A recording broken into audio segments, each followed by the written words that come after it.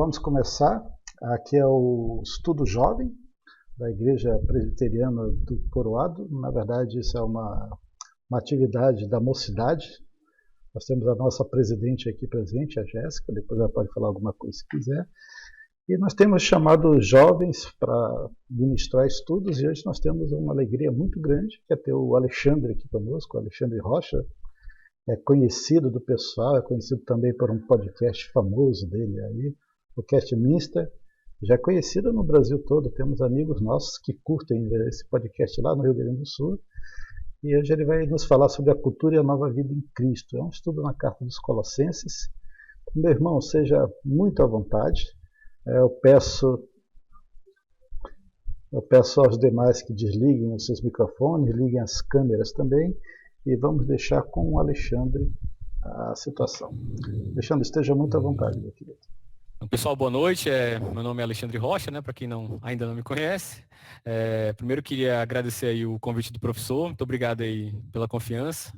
Acho que confio até demais. Obrigado aí. Obrigado também ao pastor Raimundo aí por ceder o espaço aí da mocidade. Para eu falar algumas coisinhas aí.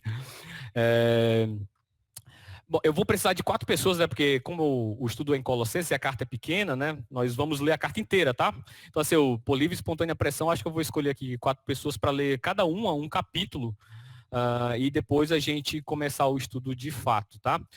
O tema da palestra, né? E é bom que se diga que é uma palestra, não é uma pregação, né? É uma simples palestra. Nós vamos falar sobre cultura e nova vida em Cristo, né? O estudo em Colossenses. Eu não vou fazer uma pregação expositiva nem nada do tipo, né? Nós vamos meio que sobrevoar o texto de Colossenses. Em alguns momentos nós vamos pousar ali, vamos tomar uma água junto a algum texto e vamos sair um pouco deles também. Mas o cerne do texto, do estudo, vai ser como as forças culturais e religiosas afetam a vida do cristão e da igreja de Cristo, tanto no período apostólico, né, de que Paulo escreveu, quanto no nosso mundo de hoje, né? Então, assim, eu queria escolher aí 4 pessoas, né, e vai ser logo já o professor Kels, que já está aí mais chegado, o pastor Raimundo, né, tem presbítero aí, tem o presbítero Antônio. Eu vou escolher agora um qualquer, eu acho que eu vou escolher o Renan. Para ler o outro capítulo. Pode ser? Pode. Então vamos lá. Professor, pode começar com a leitura do primeiro capítulo, por gentileza? Vamos ler. Carta, Epístola de Paulo aos Colossenses, capítulo 1, versículo 1. Paulo, apóstolo de Cristo Jesus, por vontade de Deus, e o irmão Timóteo, aos santos e fiéis irmãos em Cristo que se encontram em Colossos. Graça e paz a vós outros da parte de Deus, nosso Pai. Damos sempre graças a Deus, Pai de nosso Senhor Jesus Cristo, quando oramos por vós, desde que ouvimos da vossa fé em Cristo Jesus e do amor que tendes para com todos os santos, por causa da esperança que vos está preservada nos céus, da qual antes ouviste pela palavra da verdade do Evangelho, que chegou até vós. Como também todo mundo está produzindo fruto e crescendo, tal acontece entre vós desde o dia em que ouviste e entendeste a graça de Deus na verdade, segundo fostes instruídos por Epáfras, nosso amado conservo, e quanto a vós outros, fiel ministro de Cristo, o qual também nos relatou do vosso amor no Espírito.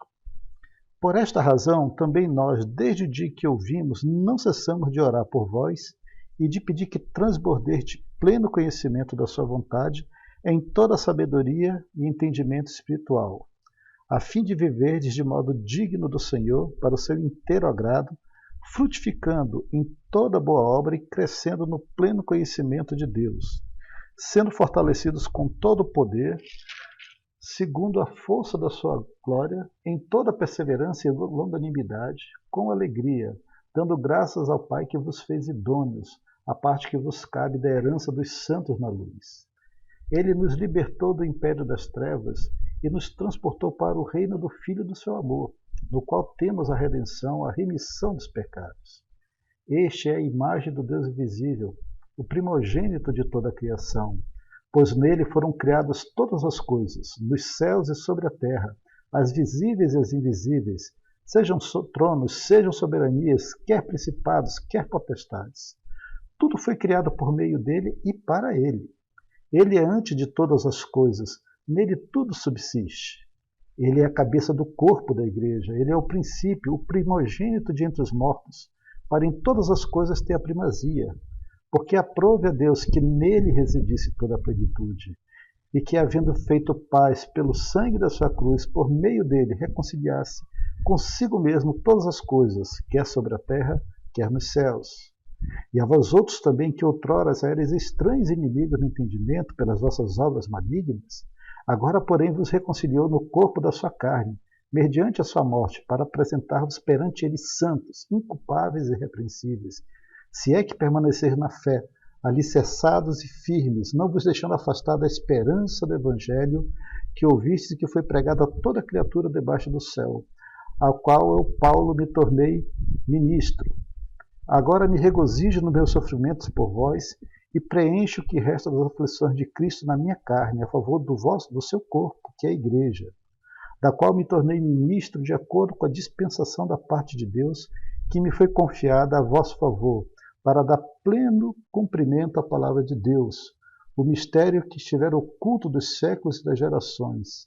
Agora, todavia, se manifestou aos seus santos, aos quais Deus quis dar a conhecer qual seja a riqueza da glória desse mistério entre os gentios, isto é, Cristo em vós, a esperança da glória, o qual nós anunciamos, advertindo todo homem, ensinando a todo homem toda a sabedoria, a fim de que apresentemos todo homem perfeito em Cristo. Para isso que eu também me afadigo, esforçando-me o mais possível, segundo a sua eficácia, que opera eficientemente em mim. Capítulo 2. O interesse de Paulo pelos Colossenses. Gostaria, pois, que soubesses quão grande lutas venho mantendo por vós, pelos laodicenses, e por quantos não me viram face a face, para que o coração deles seja confortado e vinculado juntamente com amor, e eles tenham toda a riqueza da forte convicção do entendimento, para compreenderem plenamente o mistério de Deus, Cristo, em quem todos os tesouros da sabedoria e do conhecimento estão ocultos. Assim digo, para que ninguém vos engane com raciocínios falazes. Pois, embora ausentes quanto ao corpo, contudo em espírito estou convosco, alegrando-me e verificando a vossa boa ordem e a firmeza da vossa fé em Cristo. Ora, como recebeste Cristo Jesus, o Senhor, assim andai nele. Nele, radicados e edificados e confirmados na fé, tal como fostes instruídos, crescendo em ações de graças. Cuidado que ninguém vos venha enredar com sua filosofia e vãs sutilezas, conforme a tradição dos homens, conforme os rudimentos do mundo, e não segundo Cristo. Porquanto nele habita corporalmente toda a plenitude da divindade. Também nele estáis aperfeiçoados. Ele é o cabeça de todo principado e potestade. Nele também fostes circuncidados, não por intermédio de mãos, mas no despojamento do corpo da carne, e é a circuncisão de Cristo. Tendo sido sepultados juntamente com ele no batismo, no qual igualmente fostes ressuscitados mediante a fé no poder de Deus que o ressuscitou dentre os mortos. E a vós outros, que estáveis mortos pelas vossas transgressões e pela incircuncisão da vossa carne, vos deu vida juntamente com ele, perdoando todos os nossos delitos, tendo cancelado o escrito de dívida que era contra nós e que constava de ordenanças, o qual nos era prejudicial, removeu-o inteiramente, encravando-o na cruz e despojando os principados e as potestades. Publicamente os expôs ao desprezo, triunfando deles na cruz. Ninguém, pois, vos julgue por causa de comida e bebida, ou dia de festa, ou lua nova, ou sábados, porque tudo isso tem sido sombra das coisas que haviam de vir, porém o corpo é de Cristo. Ninguém se faça árbitro contra vós outros, pretextando humildade, culto dos anjos, baseando-se em visões, enfatuado, sem motivo algum na sua mente carnal, e não retendo a cabeça, da qual todo o corpo, suprido e bem vinculado, por suas juntas e ligamentos, cresce o crescimento que procede de Deus. Se morrestes com Cristo para os rudimentos do mundo, por que, como se vivesses no mundo, vos sujeitais a ordenanças? Não manuseis isto, não proves aquilo, não toques aquilo outro, segundo os preceitos e doutrinas dos homens? Pois que todas estas coisas com o uso se destroem, das coisas com efeito têm aparência de sabedoria, como culto de si mesmo, e de falsa humildade, e de rigor ascético, todavia não tem valor algum contra a sensualidade. Presbítero Antônio, hein? Capítulo 3. Portanto, se fostes ressuscitados juntamente com Cristo, buscai as coisas lá do alto, onde Cristo vive, assentado à direita de Deus. Pensai nas coisas lá do alto, não nas que são aqui da terra, porque morreste, e a vossa vida está oculta juntamente com Cristo em Deus. Quando Cristo, que a nossa vida, se manifestar, então vós também sereis manifestados com ele em glória. Fazei, pois, morrer a vossa natureza terrena: prostituição, impureza, paixão lasciva, desejo maligno e a avareza, que é a idolatria. Por estas coisas é que vem a ira de Deus sobre os filhos da desobediência.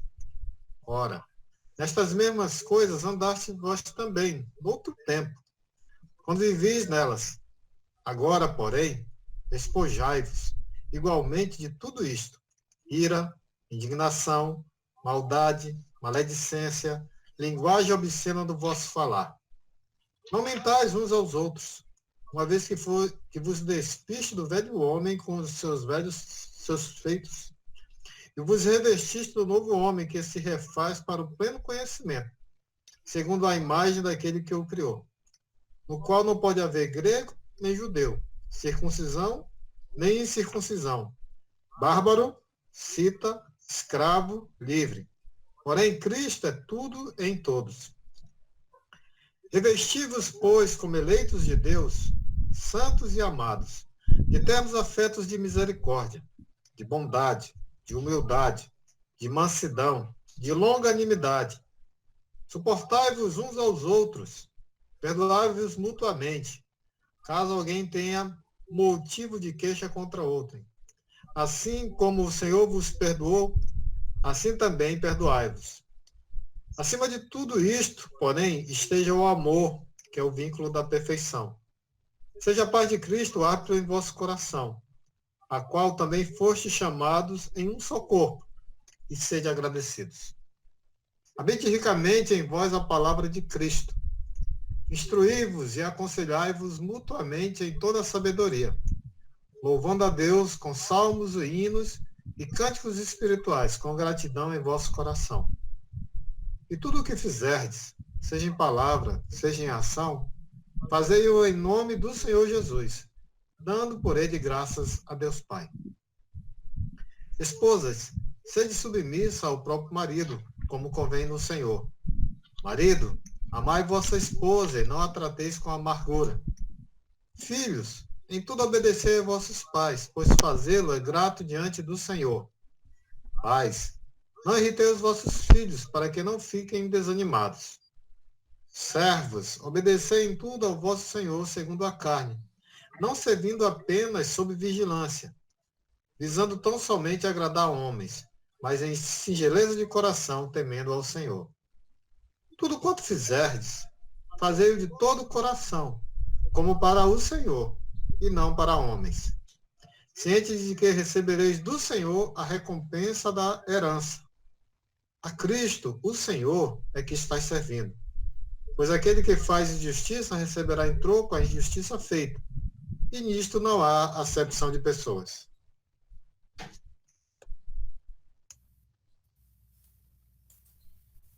Vós, senhores, fazei o que for de justiça e equidade com vossos servos, sabendo que também tendes um Senhor nos céus.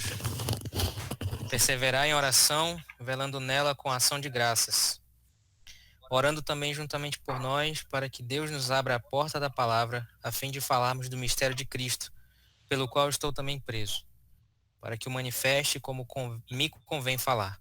Andai com sabedoria para os que estão de fora, com os que estão de fora, remindo o tempo. A vossa palavra seja sempre agradável, temperada com sal, para que saibais como vos convém responder a cada um. Tíquico, irmão amado e fiel ministro, e conservo no Senhor, vos fará saber o meu estado, o qual vos enviei para o mesmo fim, para que saiba do vosso estado e console os vossos corações, juntamente com Onésimo, amado e fiel irmão, que é dos vossos. Eles vos farão saber tudo o que por aqui se passa. Aristarco, que está preso comigo, vos saúda, e Marcos, o sobrinho de Barnabé, acerca do qual já recebestes mandamentos. Se ele for ter convosco, recebei-o.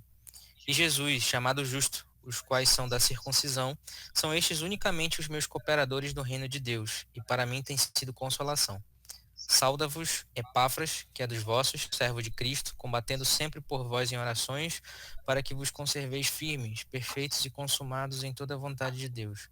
Pois eu lhe dou testemunho de que tem grande zelo por vós, e pelos que estão em Laodiceia, e pelos que estão em Hierápolis. Saúda-vos Lucas, o médico amado, e Demas. Saudai aos irmãos que estão em Laodiceia, e a Ninfa, e a igreja que está em sua casa. E, quando esta epístola tiver sido lida entre vós, fazei que também seja lida na igreja dos Laodicenses, e a que veio de Laodiceia, lede a vós também. E dizei a Arquipo: atenta para o ministério que recebeste no Senhor, para que o cumpras. Saudação de minha mão, Paulo. Lembrai-vos das minhas prisões. A graça seja convosco. Amém. Professor, só pode fazer uma oração aí rapidinho, só para a gente começar? Ok. Então vamos orar. Senhor, nós te damos graças por esse momento. Te damos graças por esse meio, Senhor, de comunicação, num momento tão difícil da pandemia. Nós podemos estar juntos ainda, aqui separados, mas juntos em um único Espírito, podendo estudar a Tua Palavra e ser edificado em Teu nome. Abençoa esse estudo, derrama graça copiosa sobre Alexandre, para que o Teu nome seja glorificado. Nós pedimos isso em nome de Cristo Jesus. Amém. Amém. Irmãos, então é o seguinte, como eu disse, o nome do estudo vai ser Cultura e a Nova Vida em Cristo, né? E por cultura, eu sei que há uma ampla gama de conceitos de cultura hoje, mas por cultura eu quero dizer um conjunto de valores, crenças e práticas de uma determinada sociedade, e que essas crenças, essas práticas e esses valores influenciam no modo como nós vivemos a nossa fé. Então, o nosso estudo vai girar em torno disso aí, tá ok? Primeiro a gente vai dar o contexto aqui, né? Quem escreveu, para quem escreveu, por que escreveu e daí, né? O que isso tem a ver com a gente, né? Primeiro, quem escreveu? Quem escreveu foi o apóstolo Paulo, né? Como a carta mesmo começa dizendo, né? Escreveu por volta do ano 61, provavelmente preso em Roma, né? A gente diz provavelmente porque há uma certa uma discussão sobre onde ele estava quando escreveu a carta, mas vamos acreditar que foi em Roma mesmo, porque eu sou desse. Para quem ele escreveu, né? Aos santos e fiéis irmãos em Cristo que se encontram em Colossos ou Colossos, né? O fundador da igreja, né, é Epáfras, né? Provavelmente um discípulo do apóstolo Paulo, né? E aqui a gente já tem a primeira uma lição para nós, né? Epáfras não quis resolver a coisa sozinho, né? Ele teve a humildade de reconhecer que não tinha como lidar com aquele problema e foi até o apóstolo Paulo, né? Lá em Roma, inclusive ficou preso com ele, para buscar instrução da maneira como ele deveria lidar com o problema da igreja, né? Então, assim, isso fica uma lição por muitas vezes líderes cristãos acabam se passando por centralizadores e controladores e que não delegam funções e e atividades para ninguém, né? Porque eles acham que eles resolvem tudo, né? E Epáfras aqui é um exemplo de humildade nesse sentido. Então, assim, é louvável a sua atitude, né? Colossos ficava localizado no vale do rio Lico, né? Na atual Turquia, era a região da Frígia, e era muito conhecida pela sua rota comercial, pela sua indústria, né? Ela era a rota comercial de Éfeso, era conhecida pela sua indústria de tecidos, né? Colossos experimentou uma prosperidade muito grande, mas com o desvio das rotas comerciais, ela se tornou uma cidade meio que sem importância, né? E a importância passou para Hierápolis e Laodiceia, que é citado, inclusive, na carta aos Colossenses, né?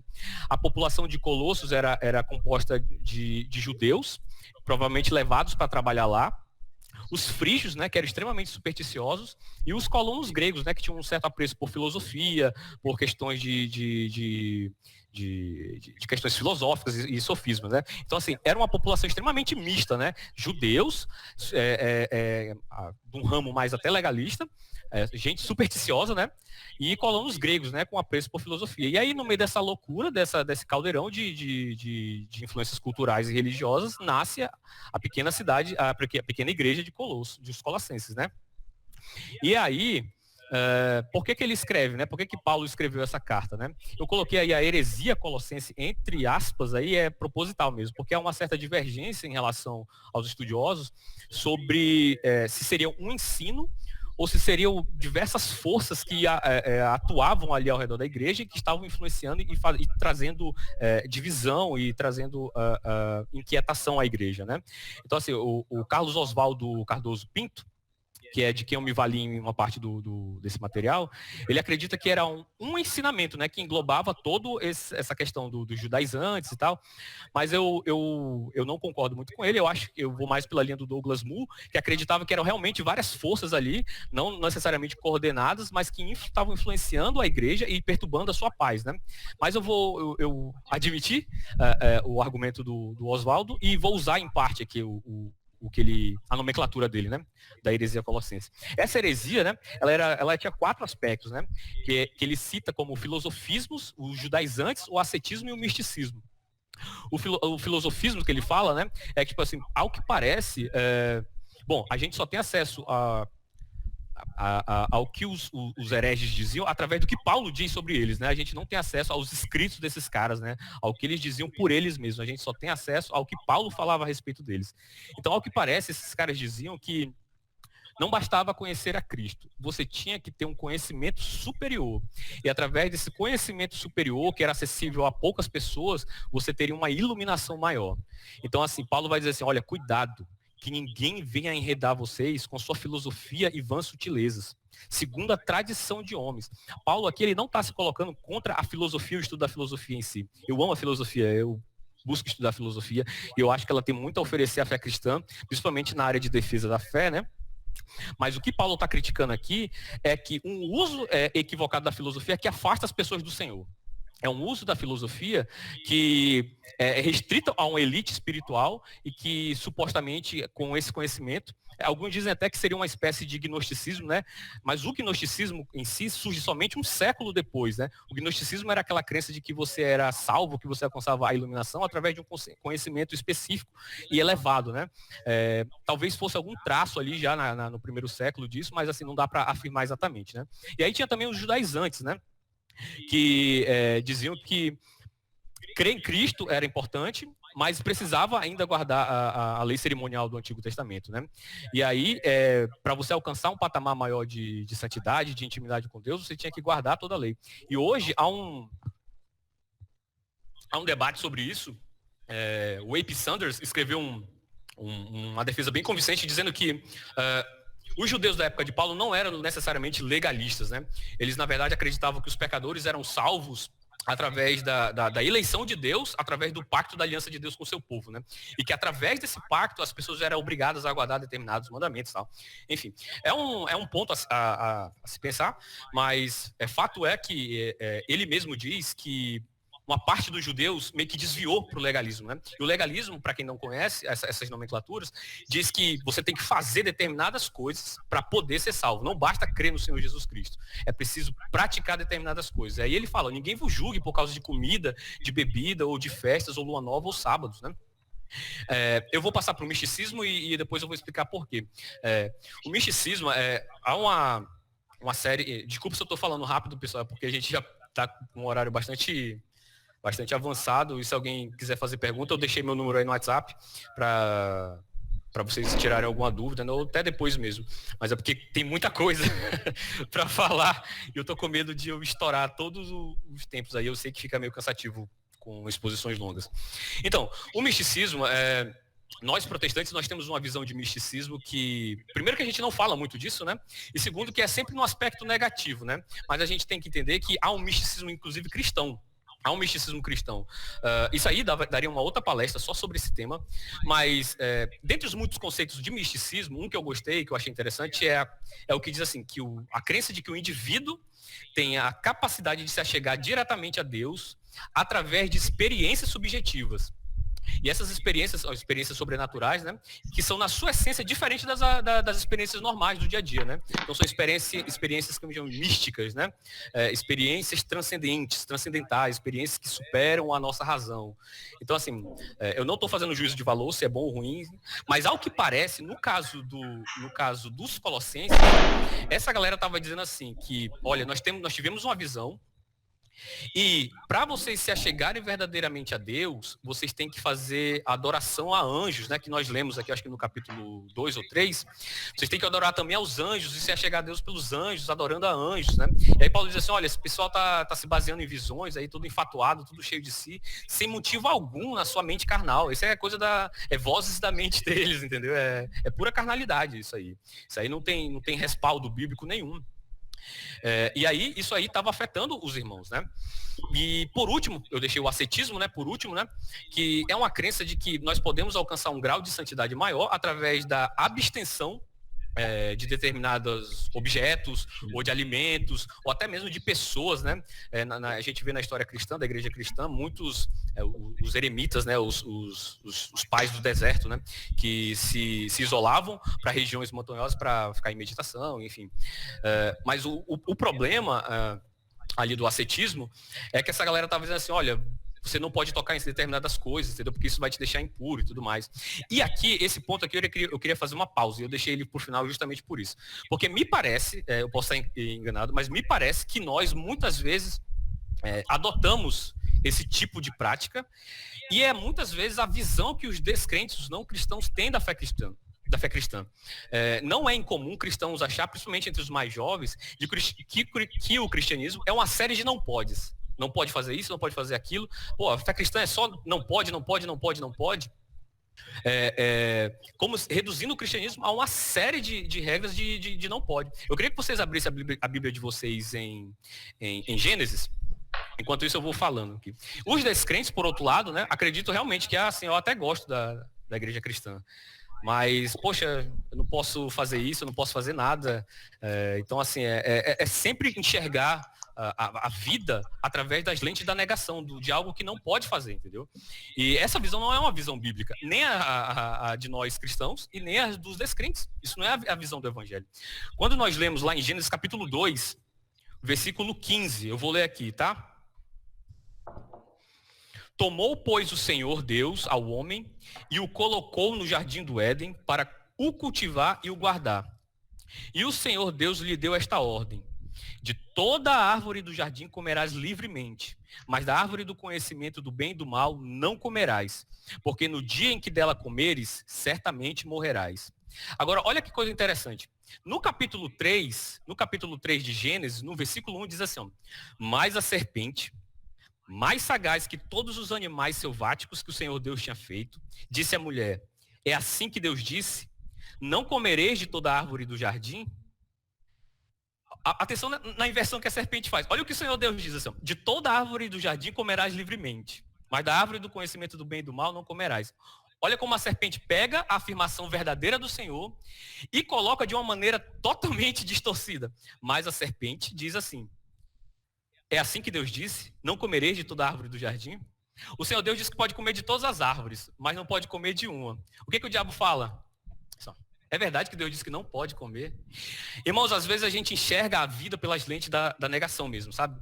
Deus nos dá 1001 coisas, mas a gente só olha para aquela coisa que Deus não deu. Deus nos deu 999 árvores para comer, mas não nos deu uma, nos privou de uma. E aí a gente olha para aquela uma árvore que Deus não nos deu. Deus me deu família, Deus me deu saúde, Deus me deu um emprego, mas Deus não me deu aquele emprego que eu queria. Deus não me deu a esposa que eu queria. Deus não me deu o salário que eu queria. Deus não me deu o namorado que eu queria. Deus não me deu a aparência que eu queria. Então, assim, a gente vive uma vida miserável olhando simplesmente para o que Deus não deu e não para pensar. A gente está numa pandemia. A gente está numa pandemia e muita coisa ruim tem acontecido. O Senhor tem nos dado oportunidade, né? Apesar de dores terríveis, de perda, e aqui eu não quero minimizar a dor de ninguém, mas o Senhor tem nos abençoado ainda, o Senhor tem nos dado tantas coisas em meio à dor e sofrimento. E às vezes a gente perde isso de vista, sabe? Às vezes a gente olha simplesmente para aquela árvore que o Senhor não nos deu. E muitas vezes a gente faz isso, às vezes a gente adota essa visão ascética, de olhar a vida simplesmente pelas coisas que Deus não deu, ao invés de olhar pelas milhares de coisas que Deus deu durante todo esse tempo. Olha, Deus nos deu uma cama, Deus nos deu água, Deus nos deu comida, Deus nos deu vestimenta. O que mais nós queremos? Mas a gente é assim mesmo, né? Eu sou assim também. Então, assim, o ascetismo dizia que através de restrições, através de não podes, através de abstenção de determinadas coisas, você alcançaria um determinado grau de santidade, né? Como se externalidades, como se práticas externas fossem capazes de mudar o coração. E não é verdade, não é verdade. No cristianismo é o contrário, é a mudança do coração que transforma as práticas externas, e não as práticas externas que mudam o coração, entendeu? Você pode ser certinho, agora eu me lembro aqui da história do filho pródigo, né? Haviam 2 filhos pródigos, né? Só que um escolheu ser feliz do seu jeito, vivendo a vida desregrada, e o outro achou que alcançaria a felicidade obedecendo criteriosamente o seu pai. Mas ele era infeliz naquilo. Por quê? Porque ele só tinha uma obediência externa. Não era fruto de um coração agradecido, um coração que amava. Então, assim, é algo a se pensar, Quais são as doutrinas ameaçadas por essa heresia, né? Havia basicamente 2 erros, o erro judaizante e o erro grego, né? Dentro desses 2 erros, 3 doutrinas eram comprometidas, né? A respeito de quem é Jesus, ou seja, a cristologia, a respeito de quem Cristo é, como o homem pode ser salvo, né? Ou seja, a doutrina da salvação, a soteriologia, e o que é o homem, né? A antropologia também estava sendo comprometida, né? Por um lado, os judaizantes negavam a plena divindade de Cristo, é por isso que Paulo vai dizer assim, que nele habita plenamente toda a divindade. Para eles, o homem era salvo através daquilo que ele poderia fazer. Então, assim, se eu cumprisse determinadas regras, eu seria salvo, né? E é justamente isso que atrapalhava a visão de que é o homem, né? Que eles achavam que havia no homem a capacidade de se salvar por ele mesmo, né? E a gente vê que não é, nós somos salvos através do que Cristo fez na cruz. É Cristo que nos salva. Por outro lado, os gregos negavam a plena humanidade de Cristo, porque Cristo como Deus, né, da mentalidade grega, Deus se encarnar, se tornar homem era uma loucura, né? Então, assim, era impensável, né? E eles acreditavam na salvação apenas do espírito. Então, ao que parece, realmente havia aquela ideia de separação entre corpo e espírito, onde o espírito é bom e o corpo é mau. Então, assim, o espírito vai ser salvo, mas o corpo é ruim. Então, assim, se o corpo é ruim, bora botar para quebrar. E é justamente essa mentalidade a de Coríntios também. É interessante quando Paulo fala aos Coríntios, o que estava acontecendo lá? Os caras iam para o culto, adoravam o Senhor, e depois iam para o bordel. Fazer as paradas lá com as prostitutas, mano. Então, assim, eles entendiam assim, não, tudo é puro para os puros. Então, assim, tudo é puro para os puros. Então, assim, não tem problema. O corpo, isso aqui vai se acabar mesmo. Então, assim, então dane-se. Então, bora botar para quebrar. Só o espírito que vai ser salvo mesmo. E Paulo vai dizer assim, não, o Senhor, o corpo de vocês é santuário do espírito. Entendeu? Então, assim, nós não somos salvos somente só o espírito, só a nossa alma. Deus salva de nós de forma integral, corpo e espírito. Dá para compreender? E aí, é por isso que havia essa rixa aí, essa dualidade, esse dualismo entre espiritualidade interior e moralidade exterior. Algo que é muito presente hoje, inclusive, né? As pessoas confessam uma certa espiritualidade, né? Mas assim, elas vivem de qualquer jeito, mas elas dizem, não, mas eu tenho Deus no meu coração. Então, tipo assim, a subjetividade delas não afeta em nada as suas práticas externas. Então, elas dizem, não, mas eu vivo a minha vida, eu dou as regras, eu dou as cartas, mas assim, eu tenho uma espiritualidade interior, entendeu? Eu amo a Deus, eu confio em Deus, eu canto louvores. Então assim, é estranho, né? É estranho, mas é bem atual ainda hoje, né? É bem atual. Qual é o tema geral da carta, né? A carta gira em torno de três eixos que eu escolhi aqui, que para mim se sobressai mais, que é a soberania de Cristo sobre todas as coisas, né? E que está presente no capítulo 1 de 15 a 20, né? Cristo é soberano sobre todas as coisas, sobre a criação, sobre principados, potestades, ele é Senhor sobre tudo, nele tudo subsiste, nada está fora do controle de Cristo, ele é Senhor sobre tudo. Abraham Kuyper dizia que não há 1 centímetro do universo pelo qual Cristo, que é soberano sobre tudo, não possa dizer, é meu. Tudo é dele, tudo é do Senhor Jesus Cristo. A carta também gira em torno do poema, ou um hino, né, cristológico. Não se sabe ao certo se foi Paulo que escreveu esse hino, ou se é a igreja que compunha esse hino, mas para ver como desde o início a igreja cristã já canta, né, e ama a música. Né? E aí tem aquele hino bonito, né, que ele nos transportou para o reino do Filho do seu amor, nos tirou do espírito das trevas, né, e a estrutura realmente é de um poema, de um hino. Né? E a palavra de Cristo, né? Ele vai dizer, habite ricamente vós a palavra de Cristo, instruí-vos e aconselhai-vos mutuamente em toda sabedoria, louvando a Deus com salmos, hinos e cânticos espirituais com gratidão em vosso coração. Então, assim, a partir desses três eixos, Paulo faz todas as aplicações para a vida através desses três pilares, né? É a fonte de onde jorra toda a teologia de Paulo aos Colossenses, e daí ele vai fazer aplicações, tanto na santidade de vida, já que Cristo é soberano sobre tudo, sobre todos, em que a palavra de Cristo deve habitar em nós. Então, assim, devemos viver em santidade de vida, em santidade entre os irmãos, na família, no trabalho e com os de fora. Bom, dito tudo isso, né? Eu sei que eu falei bem depressa, mas e daí, né? O que isso tem a ver comigo? Mas percebam, pessoal, como as forças culturais que rondavam a igreja de Colossos estavam afetando a igreja. A gente não vive isolado num vácuo. Né? E o que me fascina em Paulo é que ele não é alheio a essas discussões. Paulo não é alguém que está ali numa bolha e não se importa com o que está acontecendo hoje, sabe? No seu tempo, no caso, né? Ele não é aquela pessoa que fica assim, não estou nem aí, vou escrever qualquer coisa. Não. As cartas de Paulo, na verdade, é sempre ou resolvendo alguma bronca, né? Ou reagindo às questões culturais da sua época ali, né? Mostrando como deve ser a conduta cristã nessa nova vida em Cristo. Né? Então, assim, dito isso, eu fiquei pensando, quais são as forças culturais que nos afetam hoje? Se naquele tempo haviam tendências ao misticismo, ao legalismo, ao ascetismo, o que forças culturais nos afetam hoje? E eu elenquei 3, né? Elas não são as únicas, elas não nos afetam na mesma proporção, nem todo mundo é afetado na mesma proporção por nenhuma delas, e nós não experimentamos elas separadas. Eu as separei por motivo de didática mesmo, né? Para ficar mais fácil de entender.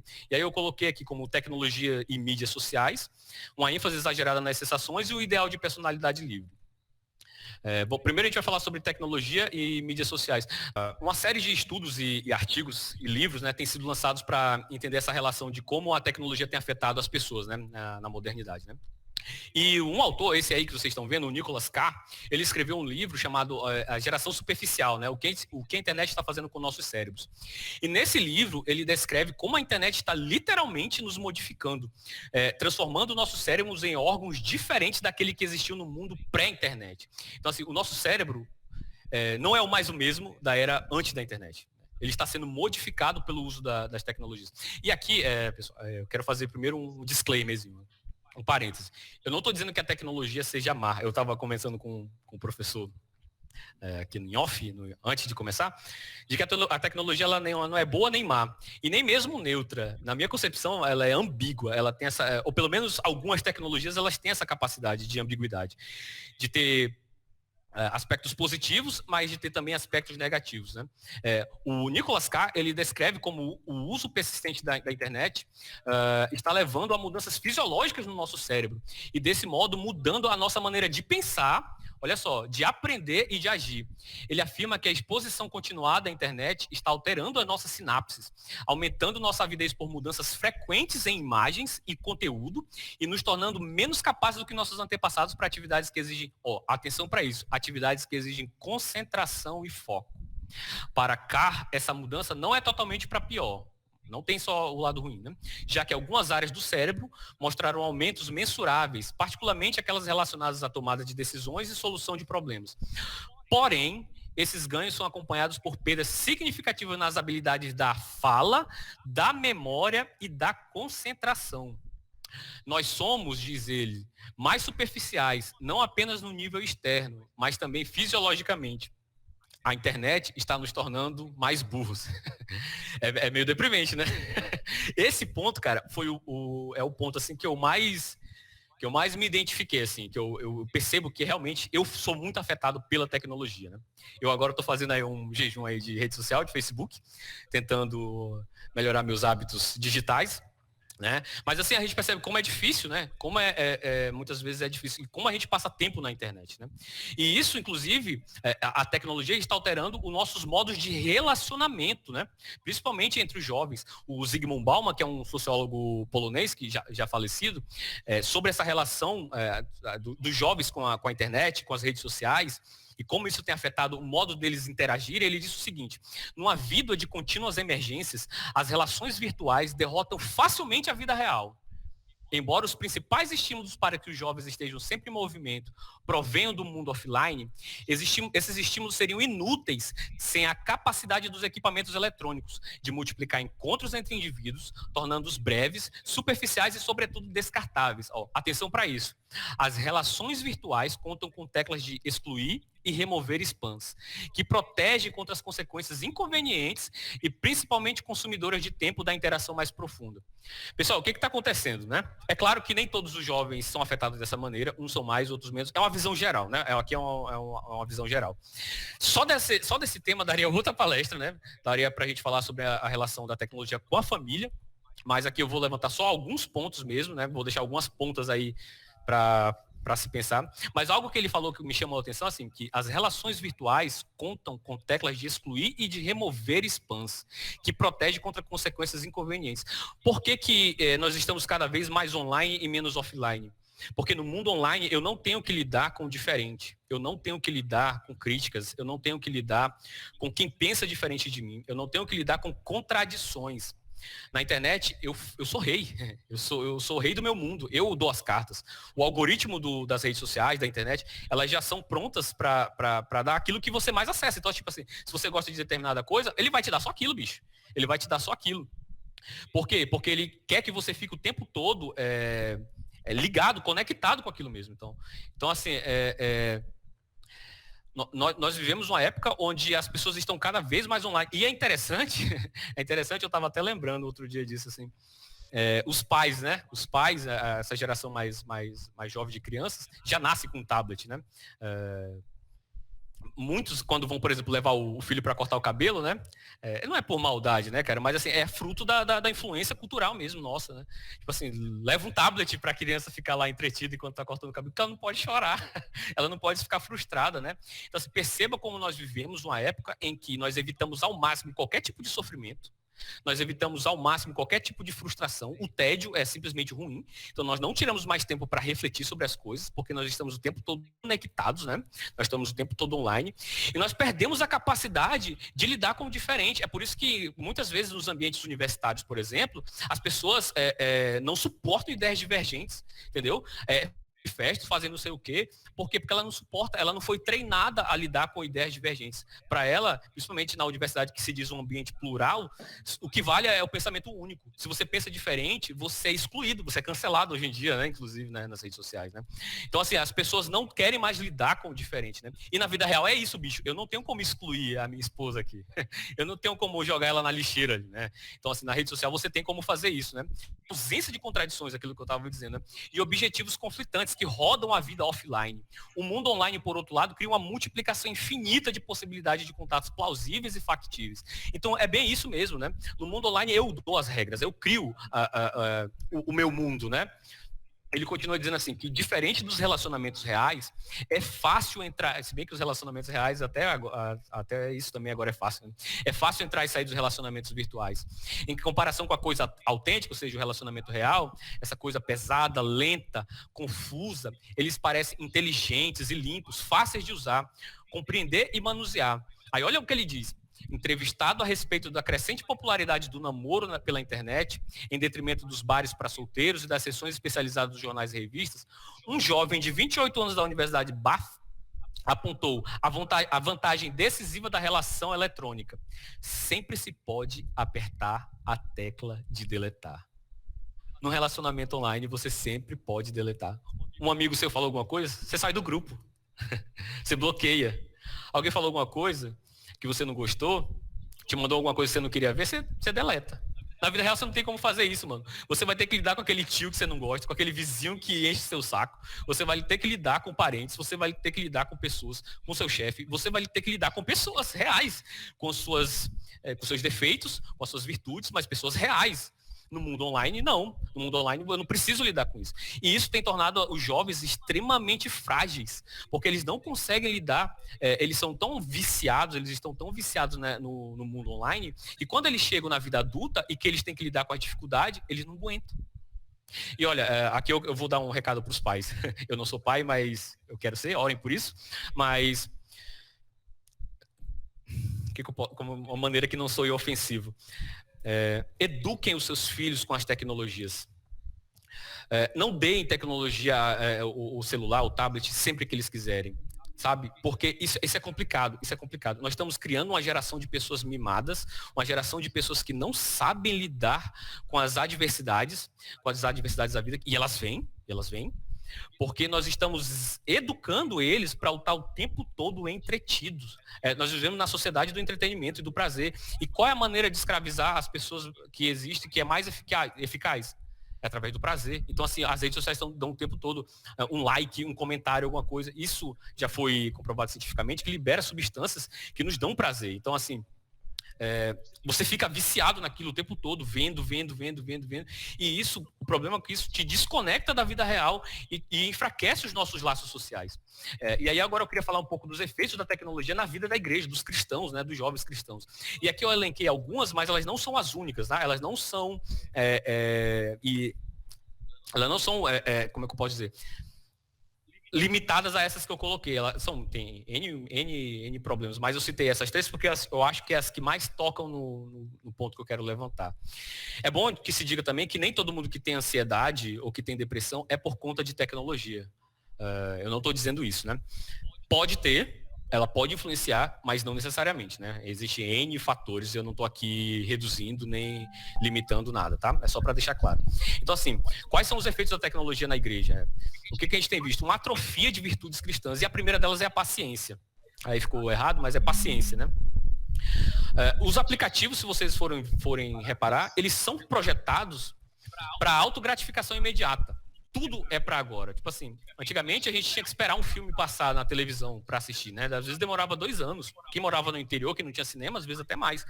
Mas hoje os aplicativos são feitos para que você tenha tudo de forma instantânea. É tudo na hora. Eu não preciso esperar para nada.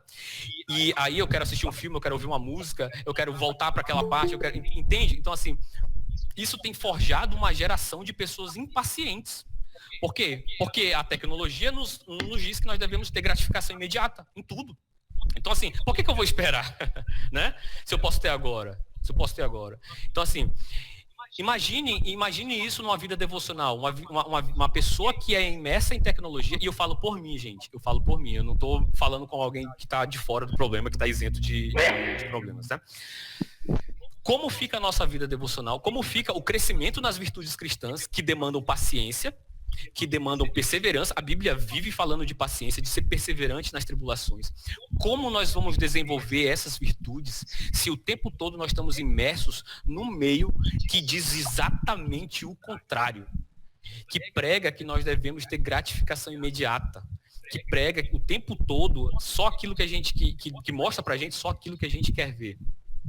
Como cultivar virtudes no meio desse? Para mim é algo a se pensar. E aí levanta um outro debate, né? Mas eu vou falar isso mais para frente. A comunhão para mim é um outro ponto, né? Porque se você está o tempo todo online, ou se você está a maioria do tempo online, os seus laços reais são enfraquecidos. A noção de bem comum, o se importar com o outro, né? A gente vive agora um período de pandemia, né, em que infelizmente a gente está isolado, né? A gente está isolado uns dos outros. E isso acaba nos distanciando mesmo, cara. A gente igreja cristã é igreja presencial, é gente, um abraçando o outro, um cheirando o outro, é gente compartilhando, chorando junto, se alegrando junto, e é junto mesmo, é junto mesmo, entendeu? Assim, não é assim, não, agora eu só vejo culto online. A gente está fazendo isso porque é a nossa condição, não tem outro jeito, né? Não tem outro jeito. Mas assim, não é para ser assim, não é para ser assim. E a tecnologia, ela infelizmente, ela é aquele clichê, né, que fala, né? Aproxima quem está longe e afasta quem está perto. E é verdade mesmo, né? É verdade mesmo. E é algo a se pensar, né? O domínio próprio, né, que é uma consequência da paciência, né? É algo também que não é exercitado, né, na igreja por conta da tecnologia, porque se o tempo todo eu posso ter entretenimento à vontade, né? Por que eu vou me regrar, né? Eu confesso que foi bem difícil no início, quando eu saí do Facebook. Os primeiros dias foram horríveis, porque assim, o Facebook era o meio principal pelo qual eu obtinha as notícias, né, do Brasil e do mundo. E tipo assim, eu segui os portais e era lá que eu sabia o que estava acontecendo. E agora eu não tenho nada disso, eu tô meio que alienado, eu vejo alguma coisa no Google Notícias, mas tipo assim, algumas notícias esparsas, é bem atrasadão lá e tal. Mas assim, está sendo bom fazer esse detox de rede social, sabe? Assim, e eu vi que como eu precisava fazer isso, e eu recomendo, assim, façam, vez ou outra, façam. Não estou dizendo que vocês não se afastem de tudo isso. Se você acha que para você tem que se afastar, então se afasta mesmo, sabe? Mas se você acha que dá para lidar, então assim, mas estabeleça horários, estabeleça metas para que você não fique imerso nesse trem aí, porque vicia, cara, vicia. E quais as consequências disso? Ansiedade, né? Você fica o tempo todo, porque o feed é o tempo todo atualizando, né? Então, assim, isso gera ansiedade, isso gera irritação, falta de concentração, né? Já perceberam como tem sido difícil fazer o nosso devocional? Como tem sido difícil? Por quê? Porque o tempo todo a gente está pensando assim, será que está acontecendo alguma coisa, né? E o que eu estou perdendo? Aí se chegar uma mensagem, né? Se chegar uma mensagem no WhatsApp, ou se alguém me mandar um direct. Então, assim, e aí as consequências deletérias estão aparecendo, né? Há uma pesquisa que diz que os smartphones, eu acho que em 2007, eles começaram a decolar. E em 2009 começou a aparecer assim, foi um boom exponencial de pessoas com depressão, com solidão, sabe? Por conta do efeito da tecnologia mesmo. O efeito da tecnologia. Então, assim, isso é algo a se pensar. Essa força cultural aí que tem aparecido na vida da igreja, né? Tá dando para compreender aqui até agora? Tudo certinho aí, professor? Tranquilo. Bom, e daí surgem os transtornos, né? Esse daí é o FOMO, né? Que é o chamado Fear of Missing Out, né? Uma sigla em inglês aí, foi cunhada, eu acho que por volta dos anos 2000. Ela diz, o significado é tipo assim, o medo de estar perdendo algo, o medo que outras pessoas tenham boas experiências que você não tem. É um desejo de estar permanentemente conectado com o que os outros estão fazendo, né? Então, assim, se eu estou o tempo todo preocupado com o que está rolando no meu celular, como eu vou meditar na palavra de Deus? Como a Bíblia, como a palavra de Cristo vai habitar ricamente em mim, né? Se eu estou o tempo todo conectado, se eu estou o tempo todo... É claro que o celular é útil, né? A tecnologia é uma bênção, né? Se não fosse a tecnologia, esse encontro não estava acontecendo, né? Nós podemos propagar a palavra de Deus com maior amplidão, né? Nós podemos ouvir estudos bíblicos, nós podemos ter acesso a materiais teológicos por conta da tecnologia e da internet, né? Mas há um problema também, há o lado ruim, né? E esse é um dos problemas, né? Um outro transtorno, que alguns nem consideram transtorno, só uma certa ansiedade ligada à perda de celular, é a nomofobia. Esse prefixo nomo vem de no mobile, né? Que tipo assim, sem celular. Também de cunhado de origem americana, né? Seria um desconforto de ficar longe do celular ou do computador. E ela tem alguns sintomas, a nomofobia tem alguns sintomas. O isolamento social, checar o celular de forma obsessiva, ter alteração de humor na ausência do aparelho, não conseguir passar muito tempo sem o aparelho, às vezes até quando dá oscilação na rede, eu já fiquei várias vezes extremamente irritado quando cai a internet. Mentir sobre o tempo que passa utilizando o celular, achar que todo momento o celular está vibrando ou tocando. Eu várias vezes já aconteceu comigo. Eu tá com meu celular, eu nem boto para vibrar. E várias vezes ele tá no meu bolso, eu tô achando que ele tá vibrando, cara. Então assim, acho que a gente precisa repensar um pouco os nossos hábitos, né? E para mim, refletindo um pouco sobre isso, a melhor maneira de tratar com a tecnologia é entender que a tecnologia não é um Deus. A tecnologia não pode ser Deus, porque, segundo Colossenses, somente em Cristo habita a plenitude da divindade. Ele é Deus. Então, assim, se só Cristo é Deus, então a tecnologia não pode ser o meu Senhor, não pode me escravizar. Então, assim, é algo que é cansativo, que é doloroso, mas é necessário. A gente precisa reeducar os nossos hábitos digitais. A gente precisa pensar sobre isso. E eu tinha falado a respeito do debate sobre liberdade e tecnologia, né? E é interessante, porque a tecnologia veio como como se fosse o ápice da nossa liberdade, né? Nós teríamos uma possibilidade infinita de escolhas, né? Só que o próprio termo liberdade, hoje em dia, ele é viciado. As pessoas entendem liberdade hoje como uma capacidade de escolher, entendeu? Uma capacidade de escolher, de ter infinitas escolhas. O problema é que se a liberdade é simplesmente a capacidade de escolher, mas se você foi educado a escolher sempre as mesmas coisas, você é um escravo. Você vai se tornar um escravo. E aí a gente chega àquele ponto. Quem é o livre de fato? É aquele que obedece a todos os seus desejos ou aquele que, tendo desejos, consegue dizer não para ele? É um ponto a se pensar. É um ponto a se pensar. A liberdade cristã não é simplesmente a liberdade não é a liberdade de fazer qualquer coisa. É a liberdade de escolher a coisa certa. E para escolher a coisa certa, a palavra de Deus, a palavra de Cristo tem que habitar ricamente em nós. A palavra de Cristo tem que habitar ricamente em nós. Tá dando para compreender até aqui, pessoal? Eu sei que eu estou preocupado com o horário aqui, mas eu espero que esteja dando para compreender aí. Tudo certo aí, Tranquilo, meu irmão. Tranquilo. Adiante. Beleza. O segundo ponto que eu queria levantar é uma ênfase exagerada nas sensações. A gente vive uma época de experiências epidérmicas, né? Algo que tem que arrepiar o cabelo, tem que, sabe, me dar um frio na espinha. E isso, cara, tem sido elevado ao nível de experiência espiritual mesmo, assim, sabe? Eu vou passar um vídeo agora para vocês verem como o mundo moderno, né, tem usado as sensações como um meio de alcançar algo até espiritual mesmo, sabe? Assim, de uma elevação espiritual. Lembra do misticismo? A gente está vivendo uma espécie assim, de novo misticismo, né? Dei uma olhada aqui depois eu vou passar. Essa página aqui é uma página de eventos. Foi em acho que 2013, né? Ela falando do evento do Skull Sensation, né? O Skull Sensation se consolida como a festa mais moderna e inovadora do país. E aí o Sensation, né? Foi um evento que surgiu na Holanda, acho que lá por volta do ano 2000, ficou até 2005, e aí chegou no Brasil em 2009. E aí ela se consolidou e tal, assim, foi um evento bastante badalado e acabou acho que em 2013. E assim, as pessoas iam de branco, sei lá, me lembra aquele filme Nosso Lar, onde tá todo mundo no céu lá de branco, sabe? Assim, parece umas mega igrejas americanas, assim, nego tudo de branco, sabe? Assim, um negócio bem seita, assim. E é muito interessante o que eles dizem na matéria. Olha só o que eles dizem aí. O Skull Sensation vestiu pela quinta vez consecutiva o IMB de branco e surpreendeu o público como um dos maiores e mais modernos espetáculos do Brasil. Com ingressos esgotados, o evento conectou o público em uma mesma energia, despertando todos os sentidos dos presentes, com diversos elementos modernos e inovadores. Olha a tecnologia aí a serviço das sensações aí dos afetos. Com o tema Inner Space, ou seja, um espaço interno, né? Uma ênfase na subjetividade, naquilo que eu sinto, que falou sobre a espiritualidade. A festa agitou os baladeiros até às 5h30 de domingo. Aí eu preciso sair aqui da apresentação aqui para eu mostrar o vídeo que retrata bem aquilo que eu quero mostrar para você.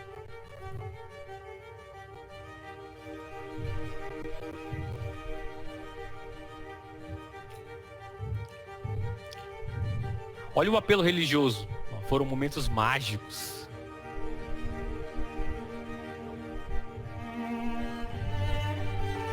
Galera eufórica, né? Um êxtase.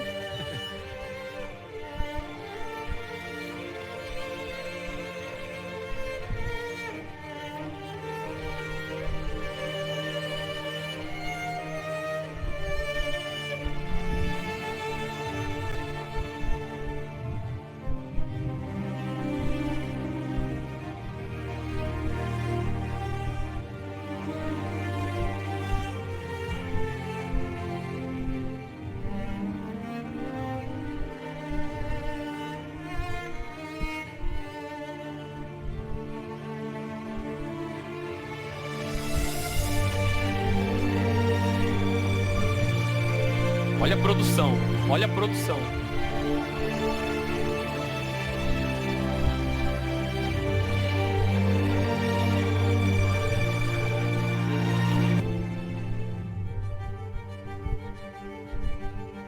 Olha, ó. Olha que interessante.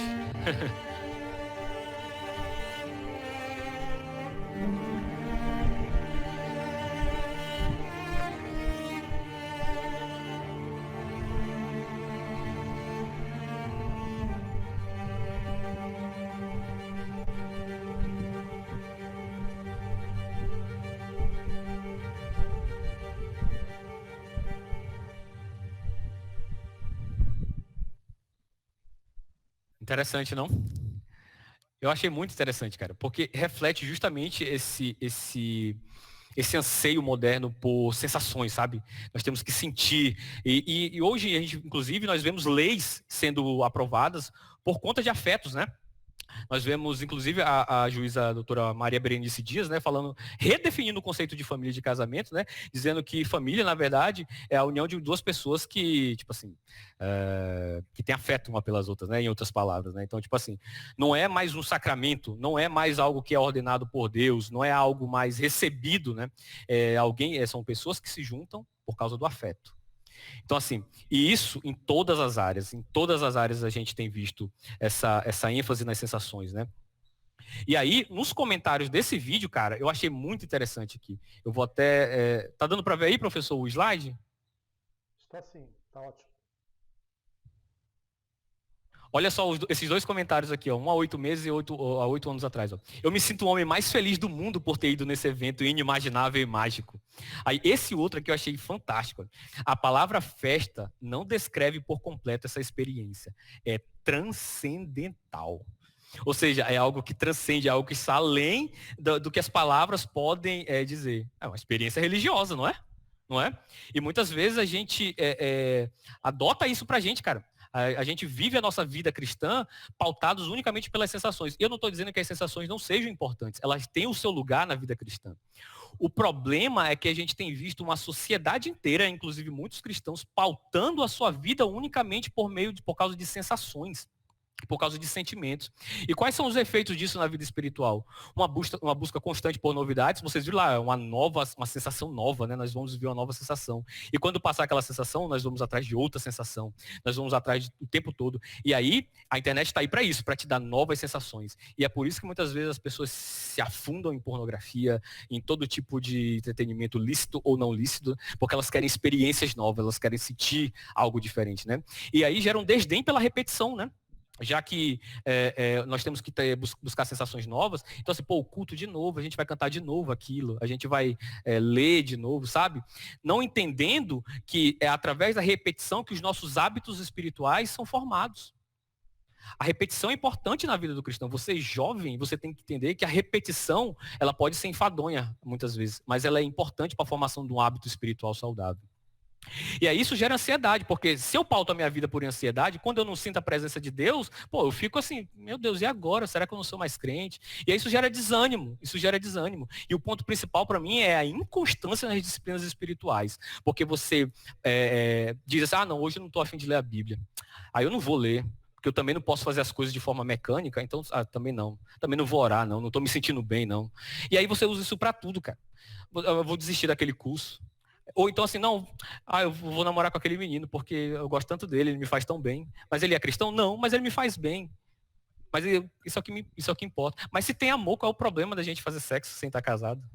A gente se ama. Então, percebam como sentimentos, afetos estão dando as cartas hoje em dia. Percebam como eles são importantes, os sentimentos são importantes, mas eles têm que ser colocados no seu devido lugar. O Tozer, querido aí do nosso professor Kelsey, e querido meu também, ele diz algo muito interessante em relação a essa questão das emoções. Ele diz assim, muitas pessoas sinceras desanimaram por causa da ausência de emoção religiosa e concluíram que não eram cristãs, afinal de contas. Achando que perderam o caminho certo em algum ponto, e sua religião tornou-se praticamente vazia de sentido.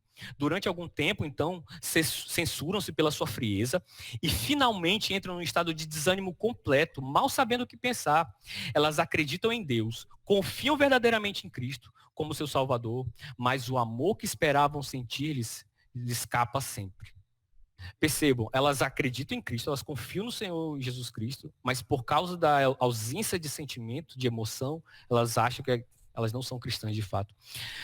Eu vou dar um testemunho particular. A maioria das vezes que eu leio a Bíblia, eu não sinto absolutamente nada, mas eu estou sempre aberto para isso. E eu acho que no meio presbiteriano, em reação a muitas vezes essa histeria, essa ênfase nos sentimentos, eu acho que muitas vezes a gente acabou indo para o extremo oposto, desvalorizando completamente as emoções. As emoções são importantes. O Jonathan Edwards escreveu um livro chamado Afeições Religiosas, e uma das coisas interessantes que ele fala é que, de fato, é possível você ter experiências até sobrenaturais com Deus, assim, mas experiências suas, sabe? É claro que isso não deve pautar o teu cristianismo. Isso não deve. A Bíblia diz que o justo vive pelo quê? Pelas emoções? Não, pela fé. Nós vivemos pela fé. Mas nós estamos abertos ao que Deus pode fazer nas nossas emoções. Cristo tinha uma vida emocional. Inclusive, quem sabe um dia, se eu tiver a oportunidade, eu gostaria muito de falar sobre a vida emocional de Cristo, que é um tema que a gente também não fala muito, mas é extremamente importante para a nossa vida espiritual. O C.S. Lewis, ele vai dizer assim, a presença de Deus, atenção para isso, a presença de Deus não é o mesmo que sensação da presença de Deus. Esta pode ter origem na imaginação. Aquela pode ser vivida sem nenhuma consolação sensível. O ato que gera uma criança deve ser, e em geral é, praticado por prazer. Todavia, não é pelo prazer que a criança vem ao mundo. No casamento espiritual entre Deus e a alma ocorre o mesmo. É a presença real e não a sensação da presença que gera Cristo em nós.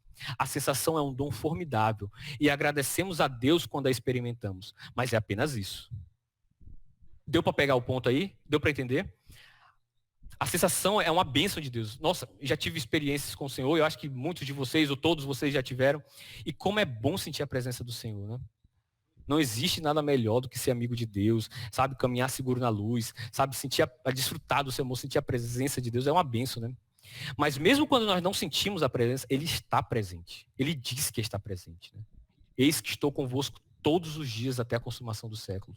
Então, assim, não é a nossa percepção da presença de Deus que torna Deus presente. É Ele, é a palavra dele que diz que estaria presente. É Cristo em nós. É Ele prometeu. E Ele está presente mesmo quando a gente não tem nenhuma consolação sensível. E isso leva a gente, às vezes, até a deturpar quem Deus é, né? Nós tendemos a projetar nossas emoções em quem Deus é. O N.T. Wright, um estudioso do Novo Testamento, ele diz algo muito interessante. Ele diz assim, há duas mentiras que o mundo com frequência conta sobre a intenção de Deus em relação ao comportamento humano. Primeiro, as pessoas dizem que Deus não quer que tenhamos prazer na vida. Segundo, dizem que mesmo que tentemos viver como Ele quer, nunca vamos obter sua aprovação relutante. Com frequência, as pessoas imaginam que Deus está ansioso para apontar o menor erro e brigar conosco por isso. Somos nós, com a nossa pequena fé, que imaginamos um Deus mal-humorado e difícil de ser agradado. Atualíssimo, né? Atualíssimo, né? Então, assim, veja como as sensações muitas vezes nos levam a deturpar o fato de que Deus é um Deus de amor, um Deus que está interessado no nosso florescimento. Nós achamos que Deus nos ama, mas que Ele está o tempo todo assim, ó, olhando desconfiado, assim, ó. Te peguei, vacilou, né? Ah, sabia que tu ia errar, entendeu? Então, assim, a gente tem uma visão muito deturpada de quem o Senhor Deus é. O Senhor Deus é um Deus de amor e para conhecer mais o Senhor, por isso que nós precisamos estar firmados na palavra do Senhor. A palavra de Cristo tem que habitar ricamente em nós para que nós compreendamos mais e mais da palavra, de quem o Senhor Deus é. Então, assim, somos nós, com a nossa pequena fé, que imaginamos um Deus mal-humorado e difícil de ser agradado. O C.S. Lewis, nas Crônicas de Nárnia, né? Quando Aslan está criando lá Nárnia, o Aslan, né, todo mundo, para quem já conhece, é tipo uma espécie de uma tipificação de quem Jesus é, né? E quando o Aslan está criando lá Nárnia, acho que é o sobrinho do mago, ele diz algo interessante, ele diz assim, o Aslan, né, diz assim, olha, para os animais falantes, né, cuidem com carinho, ele diz aos animais falantes, cuidem com carinho dos animais mudos, né, mas não sigam os seus passos, sob pena de vocês tornarem-se iguais a eles, porque deles vocês foram formados, né? Iguais a eles vocês foram formados. E aí todo mundo assim com um tom solene assim, não, tudo bem, tudo bem, nós vamos fazer isso. E aí fica um silêncio, né? Aí no meio do silêncio, uma gralha aparece e diz assim, deixa com a gente! Com a voz assim, extremamente estridente, é muito engraçado no livro. E aí todo mundo fica assim, se segurando assim, segurando o riso, sabe? Assim, tipo assim, tentando, porque, pô, tá na frente do Aslan, né? E todo mundo fica segurando o riso, né? Aí o Aslan diz isso aqui, cara, que é a coisa mais linda do mundo, assim, ele diz assim: riam sem temor, criaturas. Agora que perderam a mudez e ganharam espírito, não são obrigados a manter sempre a solenidade, pois também o humor e não só a justiça mora na palavra. Cara, aí todo mundo no livro, né, só todo mundo cai nas gargalhadas lá e tal, a gralha ri pra caramba, ela diz: Aslan, então quer dizer que eu fui autor da primeira piada e tal, que todos saibam que eu fui autor, que todas as gerações saibam que eu fui autor da primeira piada. Aí o Aslan diz assim: não, querido, você não foi o autor da primeira piada, você só foi a primeira piada, né? Aí todo mundo começa a rir. É bem engraçado, é muito legal. Então, assim, o nosso Deus tem senso de humor. Nosso Deus não é um Deus ranzinza, né? Esse que é o problema, que muitas vezes nós projetamos no Senhor Deus aquilo que nós somos, né? Nós achamos que Deus é algum Deus de barganha, né? Muitas vezes a gente age no toma lá da cá e a gente acha que Deus é assim também, né? E Deus não é assim. Deus nos ama com amor infinito, com amor imensurável. Seu Deus, e é um Deus que não é mal-humorado, é um Deus de amor e de humor, né? Eu ia contar a história que eu tinha prometido para vocês. Quando eu converti, será que o pastor da minha igreja está aqui? Não sei se ele está aqui na live, eu tinha convidado ele. Eu era da Assembleia de Deus, né? E aí, eu era recém-convertido, e aí o pastor lá da nossa igreja me colocou para tocar lá no louvor, né, e tal. Aí tá, aí a igreja estava numa época assim muito morna, na minha opinião, né? E aí a gente estava tocando lá no louvor e tal, e aí querendo que o povo entrasse no clima de adoração lá. Aí eu virei pra igreja assim: vocês não vão adorar não, é? Minha Nossa Senhora! Mano, teve uma irmã que olhou assim pra mim assim: meu Deus do céu, ela fez uma cara assim, tipo... Eu contei, acho que essa história pros meninos, assim, mas foi muito engraçado, cara. Assim. Na hora, tipo assim, eu fiquei super sério. Mas depois, assim, quando eu tava lembrando, eu falei: moleque, olha que vacilo, bicho. Olha que tranquilo. Mas assim, Deus releva. Assim, foi só um deslize. Nosso Deus é um Deus de humor. Não dá pra matar, não. Pois é, o nosso último ponto, né? Já tá acabando, prometo. Que é o ideal de personalidade livre, né? O que seria isso? Seria uma crença, né, de que o indivíduo precisa ser livre de qualquer limitação que o impeça de atingir o seu ideal particular de felicidade, né? Ó, o seu futuro só depende de você. Eu aí. Só chorando. E, cara, e como isso é propagado hoje em dia, né? Que o nosso futuro só depende da gente, né? Você das cartas, você que define quem você quer ser, né? E essa fala do Bill Clinton é muito emblemática nesse sentido, né? Em 95 ele deu essa declaração, né? Todos os estadunidenses não têm apenas o direito, mas a solene responsabilidade de ascender até onde os talentos e a determinação os levar. Percebam como o ano 95, né? Isso surgiu, acho que lá por volta da década de 80 nos Estados Unidos, mas assim, em 95 ele mostra assim: olha, você tem a responsabilidade de ascender socialmente, né? Você tem até onde seus talentos e a sua autodeterminação te levar, né? E aí a gente ouve, né? Principalmente os pais, né? Nós, pelo menos da minha geração, e eu acho que os mais jovens também, você precisa estudar e trabalhar duro para ser alguém na vida, hein? Você precisa subir na vida. Não é assim que a gente ouve? Até mesmo nas igrejas cristãs, ó, treina enquanto eles dormem, estuda enquanto eles se divertem, persista enquanto eles descansam, sofra de síndrome de burnout aos 30 e morra de um AVC aos 40. O que você faz, né, de meia-noite às 6. Então, assim, veja que nessa sociedade do desempenho, você tem que fazer o tempo todo, você tem que estar o tempo todo empenhado e buscar o máximo de si. E aí, cara, isso é complicado. Isso é bem complicado mesmo. Deixa eu ver se eu acho aqui o meu esboço. Sim, você é responsável pelo seu sucesso profissional. Somente você pode mudar esse jogo, né? Você se torna responsável por suas vitórias e o único culpado pelas suas derrotas, né? A gente vê isso, os jovens são treinados, até mesmo na igreja, para ser alguém na vida, para vencer na vida. E essa é a visão majoritária que a gente vê hoje, até mesmo nos círculos cristãos, né? Até mesmo nos círculos cristãos. E isso é complicado. Isso é muito complicado mesmo.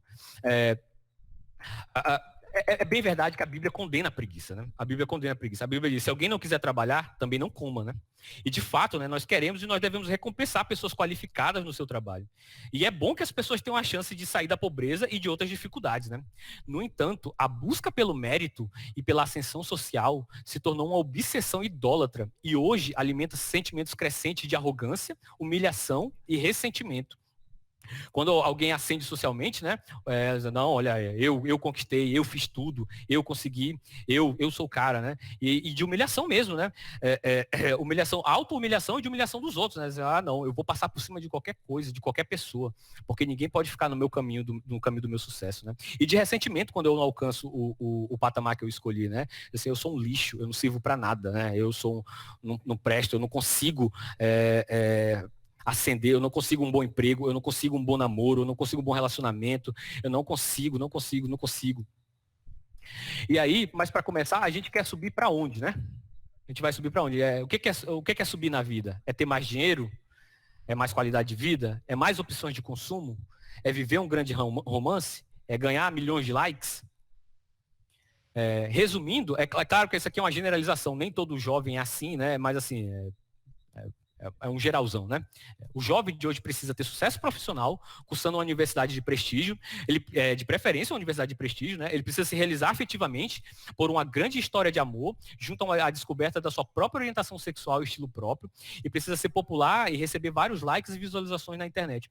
Esse último ponto, é claro que é bem controverso, muitos jovens nem postam nada, né? Gostam mais de acompanhar e tal, seus artistas preferidos, seus youtubers, os instagramers, mas assim, de forma geral é meio que isso, né? É meio que isso.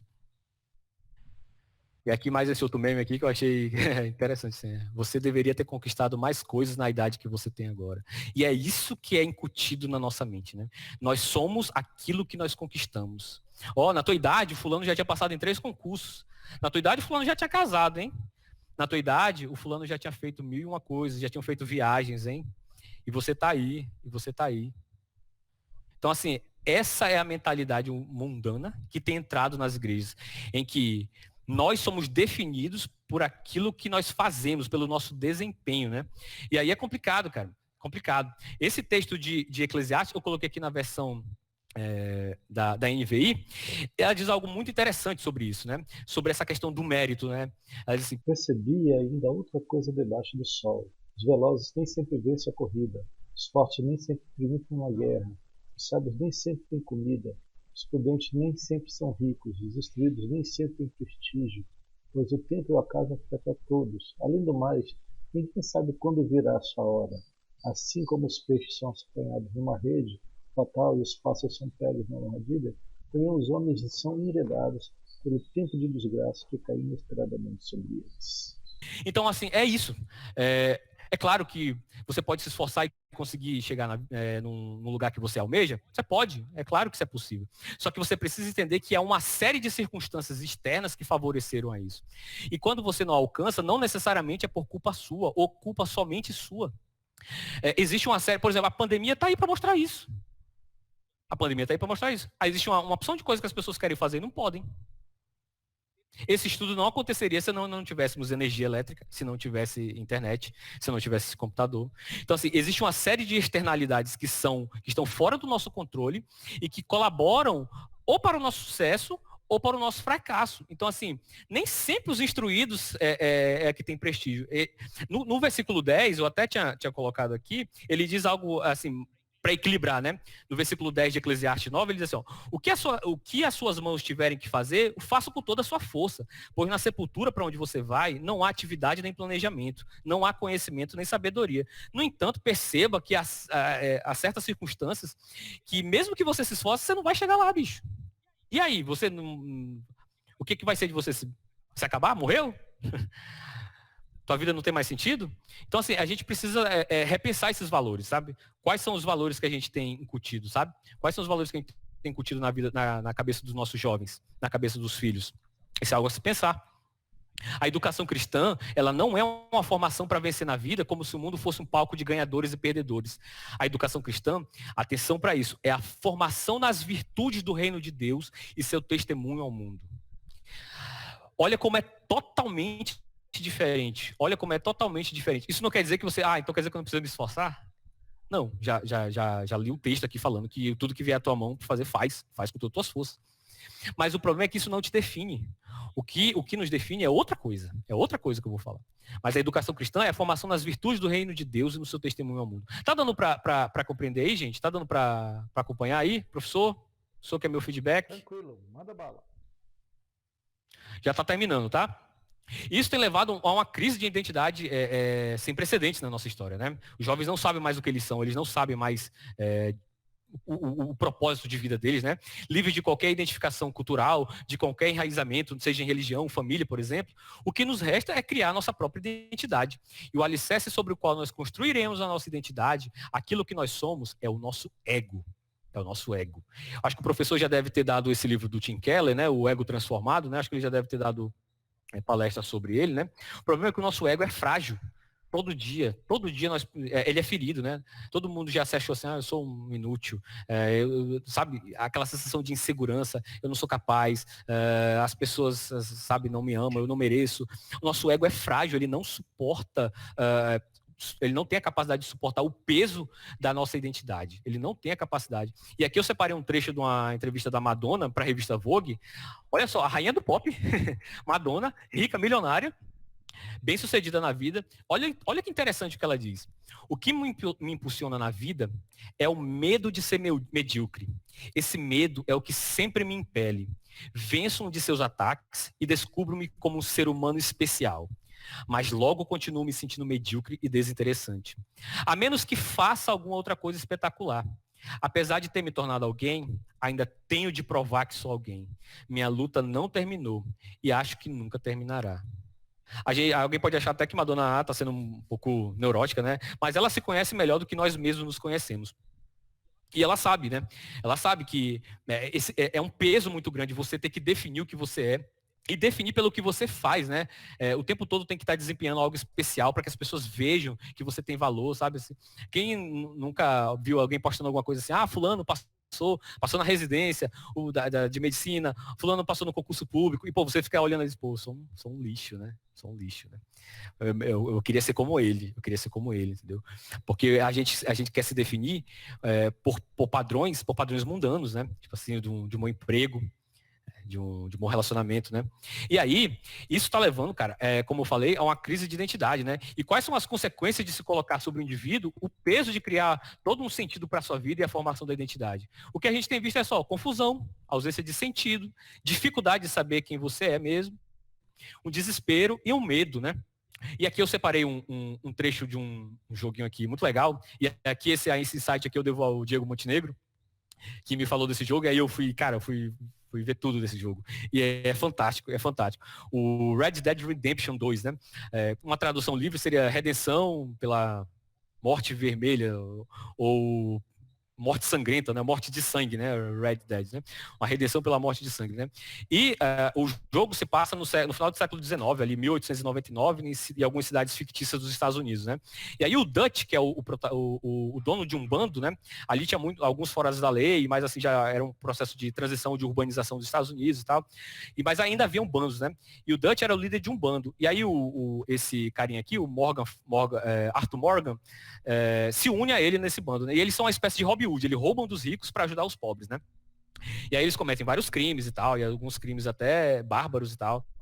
E eles vivem nessa vida de crime ajudando os mais pobres. Só que com o tempo, o Dutch meio que dá uma mudada, assim, e ele começa a roubar, inclusive, os pobres, né? E aí eles trabalham para agiotas. Certa vez o Arthur vai cobrar uma dívida de um camponês para um agiota, e aí ele espanca o cara até quase morte lá. Até a morte, na verdade. E aí o cara, antes de morrer lá, ele tá dizendo, cadê o dinheiro e tal, não sei o quê. E aí o cara cospe na cara dele, dá uma tossida, né? E cospe sangue na cara dele, né? E aí esse cara tava com tuberculose. E o Arthur contrai tuberculose desse cara. E aí com o tempo ele começa a desenvolver os primeiros sintomas, né? Da TB. E aí ele começa a repensar a vida dele. Ele começa a ajudar as outras pessoas, ele começa a buscar um sentido para a vida dele, sabe? E ele vê que aquela vida de crime já não era boa, e ele vê que a sociedade também já não queria mais os foras da lei, e ele acha que o Dutch também já passou do limite, já estava oprimindo os pobres, né? E tipo assim, ele tenta alcançar uma redenção através de mudança de vida. Ele inclusive salva posteriormente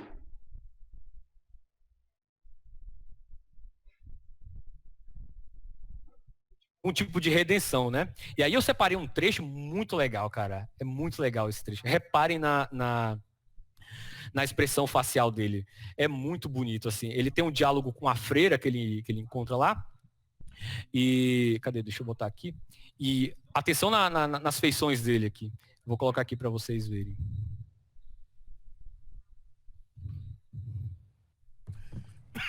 Mr. Morgan, are you okay? Well, never better. What are you doing here? Well, I'm on my way down to Mexico. They're finally sending me on a mission. Brother Dorkins is very jealous.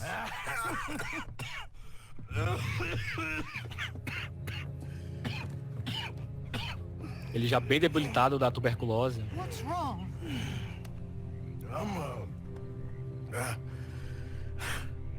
I'm dying, sister. Okay. Yeah, I got TB. I got it. Beating a man to death for a few bucks. I've lived a bad life, sister. We've all lived bad lives, Mr. Morgan. We all sin. But I know you. You don't know me. Forgive me, but that's the problem. You don't know you. What do you mean? I don't know, but whenever we happen to meet, you're always helping people and smiling. I had a son. He passed away. I had a girl who loved me. I threw that away. My mama died when I was a kid. And my daddy, well, I watched him die. And it weren't soon enough. O rosto dele My bem husband abatido. died a long time ago. Life is full of pain. But there is also love and beauty. What am I gonna do now? Be grateful that for the first time, you see your life clearly. Sure. Perhaps you could help somebody. Helping makes you really happy. But I still don't believe in nothing. A expressão dele, do rosto Often, dele. neither do I. But then I meet someone like you, and everything makes sense. You're too smart for me, sister. I guess I'm afraid. There is nothing to be afraid of, Mr. Morgan. Take a gamble that love exists and do a loving act. All aboard? I shall try. I know you will. Goodbye, goodbye, Mr. Morgan. Que legal, cara. Não há nada a temer, senhor Morgan. Faça uma aposta de que o amor existe e realize um ato de amor, né? O Arthur passou os últimos dias da vida dele buscando redenção, ajudando as outras pessoas, tentando fazer com que elas tivessem uma vida melhor que ele, do que a dele, né? Mas a impressão que dá é que nada disso trazia paz de verdade para ele. Ele ainda vivia. Falo assim, é dramática a forma como eu disse assim. Eu tenho medo. Tenho medo, assim. E hoje eu quero dizer para vocês que estão aqui ouvindo, se porventura vocês acho que a vida ainda não encontraram sentido para a vida de vocês, estão procurando formar a identidade de vocês, não tem certeza se o cristianismo é verdadeiro, faça uma aposta de que o amor existe, né? Só que você nem precisa realizar um ato de amor, porque Cristo já fez isso. Ele nos libertou do império das trevas e nos transportou para o reino do Filho do seu amor, no qual temos a redenção, a remissão dos pecados. E que, havendo feito a paz pelo sangue da sua cruz, por meio dele, reconciliar-se consigo mesmo todas as coisas, quer sobre a terra, quer nos céus. Se você quiser realizar um ato de amor, o maior ato de amor que você pode fazer é crer no Filho de Deus, crer naquele que realizou o maior de todos os atos de amor, que é Cristo, morrendo na cruz pelos nossos pecados. Nele nós temos a verdadeira redenção. Nele nós temos a redenção. E se você aí não sabe quem você é, se você está confuso sobre a sua identidade, se você acha que o que te define é as suas conquistas, os seus bens materiais, os seus filhos, o seu cônjuge, sua beleza, suas redes sociais ou qualquer coisa, tudo é vapor, tudo é pó, tudo passa. A vida verdadeira só é vivida quando ela é vivida em Cristo. E aqui eu encerro com 2 textos de Colossenses. Nossa, esses textos para mim são especiais. Quando Cristo, que é a sua vida, for manifestado, então vocês também serão manifestados com ele em glória. Quando Cristo for manifestado, então assim, eu verei plenamente a minha vida. Ele é a minha vida. Ele é a nossa vida. Então nós seremos manifestados com ele em glória. E nessa nova vida já não há diferença entre grego e judeu, circunciso e incircunciso, bárbaro e cita, escravo e livre, mas Cristo é tudo em todos. Está em todos. O nosso Senhor Jesus Cristo. O nosso Senhor Jesus Cristo. Eu não sou mais definido pelo meu desempenho. Eu sou definido por quem Cristo é. Pelo que Cristo fez. Porque ele está em tudo. Cristo é tudo. Está em todos. Meus irmãos, eu sei que foi uma jornada longa. Foi difícil, mas conseguimos chegar até o final. Obrigado mais uma vez aí pela paciência e pela oportunidade. Que o Senhor abençoe a todos vocês aí. Valeu. Muito obrigado, Alexandre, pela exposição. E vamos abrir aí para perguntas. Então, está aberto para perguntas. Se alguém tiver algo a perguntar para o Alexandre, agora é a hora. Ou quiser falar algo, compartilhar algo, também a hora é agora. Acho que agora minha conexão vai cair.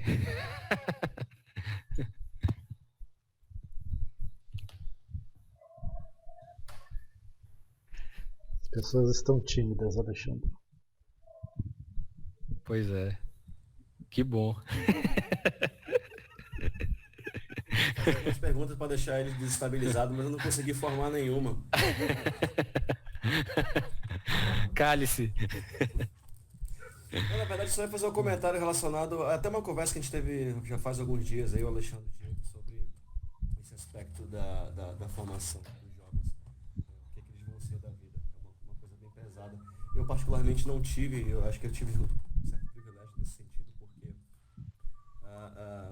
a minha formação ela é muito daquilo que eu gosto mesmo, sabe? Então assim, eu tive Olha, meu pastor. para engenharia, sabe? Então foi fácil para mim até pela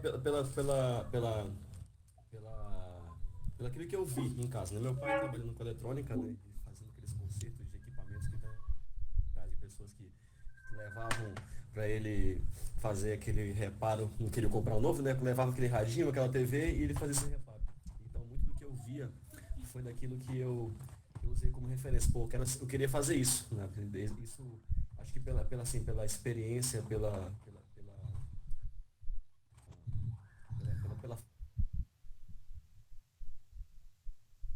eu me defini naquilo que eu queria fazer. Em tese, né? Até porque eu queria fazer música, mas não cheguei na hora de escolher no final do PSC. O que eu ia fazer, eu fiquei entre música e engenharia, porque, cara, eu queria passar fome. Então eu fui para engenharia, né? E aí, eu fico pensando hoje como eu como pai, né? Eu tenho 2 filhos, né? Muito pequenos ainda, né? Tá bem longe disso, mas eu fico pensando como é que eu vou transmitir isso para eles, para que eles se encontrem naquilo que eles serão úteis para a sociedade e naquilo que é uma vocação, porque o seu Deus ele tem um propósito nosso, né, para a vida, não é algo que seja imposto. E é o que a gente vê, como você falou, né, algo entrando para a igreja. E aqui, sem querer apontar dedo para ninguém, até porque não olhei aqui na lista quem está presente nessa reunião, é muito mais fácil você pensar naquelas posições profissionais, acadêmicas, que dão mais retorno. É muito mais simples de você definir, porque é onde você, como eu falei, não vai passar fome, né?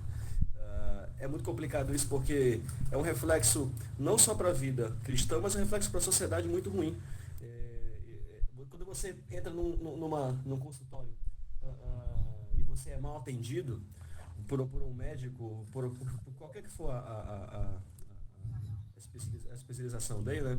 Você sai chateado, né? Você pensa, poxa, que médico ruim, né? E aí você não sabe que, na verdade, aquela pessoa talvez tenha sido uma imposição de uma cultura, né, que a família toda são de médicos e aí você também tem que fazer medicina, e é isso que é imposto hoje nos jovens dentro da igreja. Infelizmente é complicado. Como é que você vai trabalhar esse aspecto de como fazer o jovem encontrar a sua vocação? Talvez esse seja um papel muito grande para a igreja, mas principalmente para a família, né, para os pais, trazer o exemplo daquilo que ele trabalha, daquilo que é a profissão dele, mas sem trazer essa pressão em cima do filho, né? Como comentei, no meu caso não tive isso em casa, então tive certo privilégio porque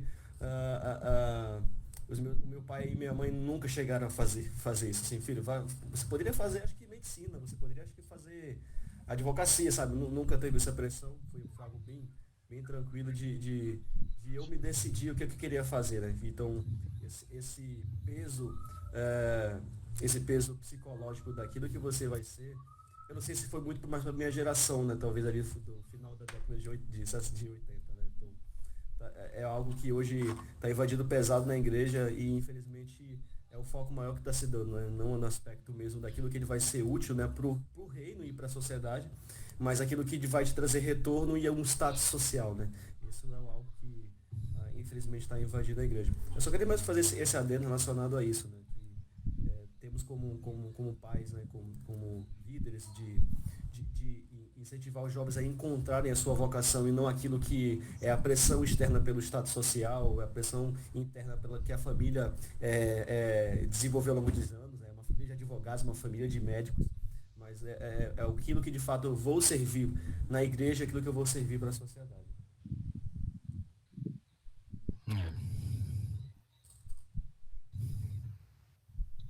Ok, mais alguém?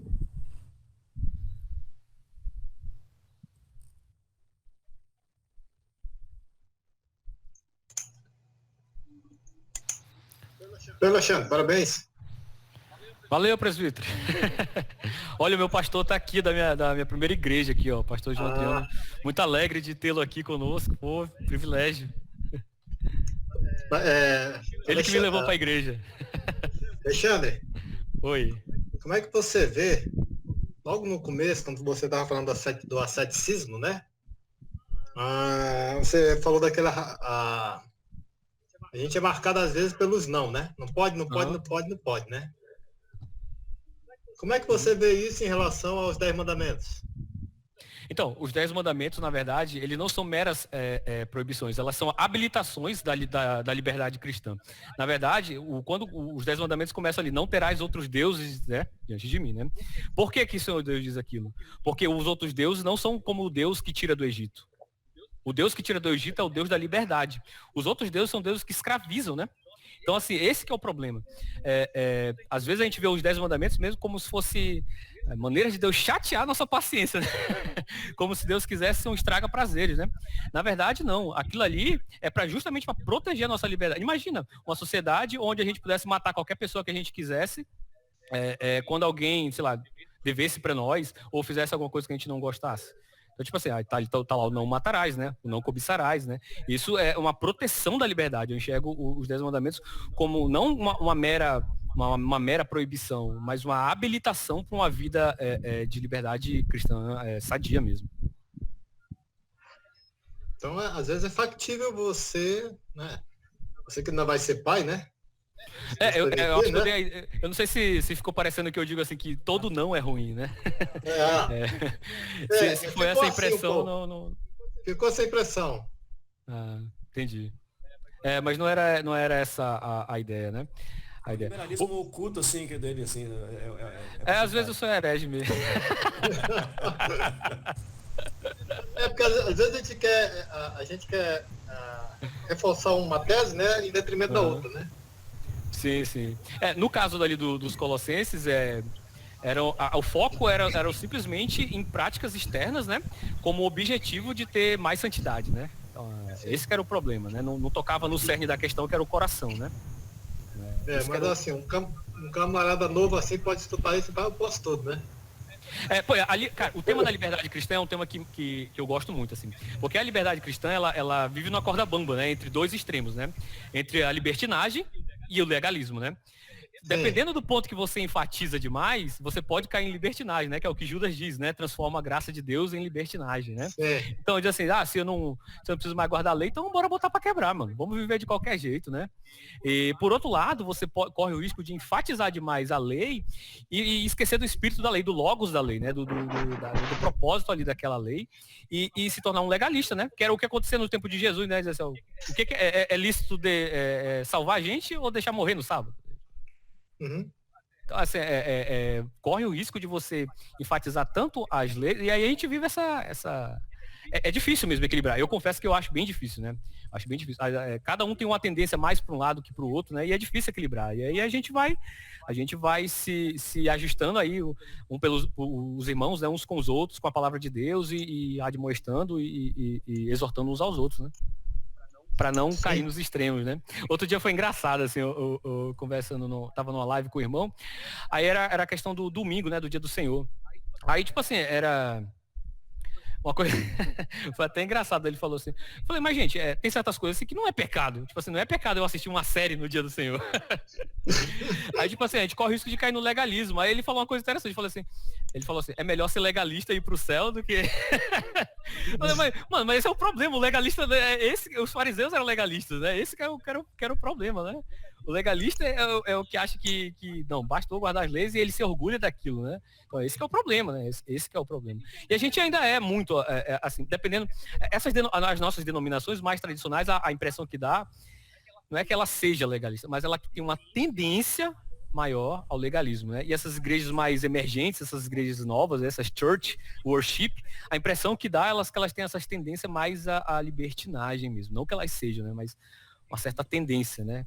Quem menciona isso muito é o Tim Keller. No Igreja Centrada, ele tem um capítulo que ele fala a respeito dessa questão do legalismo e do liberalismo, né? Da libertinagem, né? Mas é difícil de equilibrar mesmo, é difícil. Ok, mais alguém aí? Pastor? Boa e oportuna palavra, obrigado. Tirando as heresias, ficou só.